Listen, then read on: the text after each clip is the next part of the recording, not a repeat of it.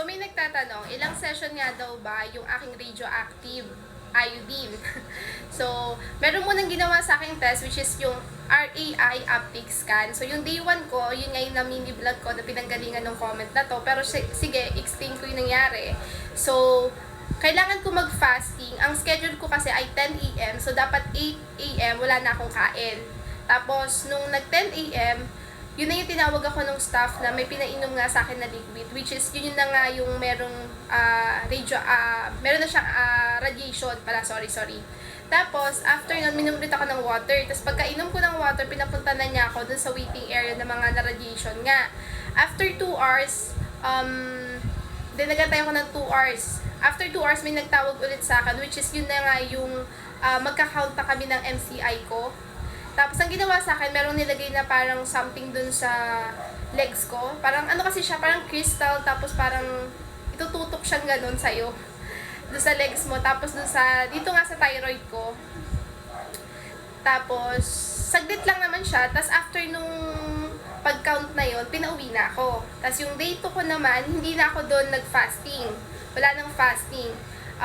Nag-antay lang ako saglit, tapos tinawag na ako nung staff ulit na mag-i-scan na sa akin. So, yung pag-i-scan doon, kailangan nakahiga ka. Tapos, pagkahiga mo, parang, alam mo yung feeling na, baka napapanood nyo yung mga nag-MRI, parang ganun. Pero yung, hindi ka naman iikot-ikot, hindi naman ganun. Meron na itututok sa part ng thyroid mo. Tapos, medyo matagal siya. Hindi ko kasi sure kung umabot siya ng 15 minutes or 20 minutes. Hindi ko na kasi nabilangan, kasi nakapikit ako, be. And medyo natatakot kasi ako dun sa may machine na nakatutok sa akin. Kasi nga may anxiety disorder ako. Tapos, di ba, syempre, hirap nga akong yung parang pag nakahiga ka kasi, ilalak ka doon. Siguro parang hindi ka malaglag, ganun nga. Bawal kasing malikot yon. Bawal kang malikot doon. So, nakaganon ka lang. Ganyan ka. Tapos, ini-scan na yung leeg mo. Tapos, after nung scan na yon, pinabalik ulit ako sa waiting area or waiting room. Nagantay siguro ako mga, sabi nung staff, mga 48 minutes daw. Pero mga 30 minutes lang tinawag na ulit ako nung staff na magka-count ulit ng MCI ko. So, ganun na ulit, tinutok yung sa legs ko, tapos tinutok sa leeg ko. Yun lang, tapos pinauwi na ako. Tapos ngayon, ako ay nag-a-isolate. So, bawal akong lumapit sa mga tao.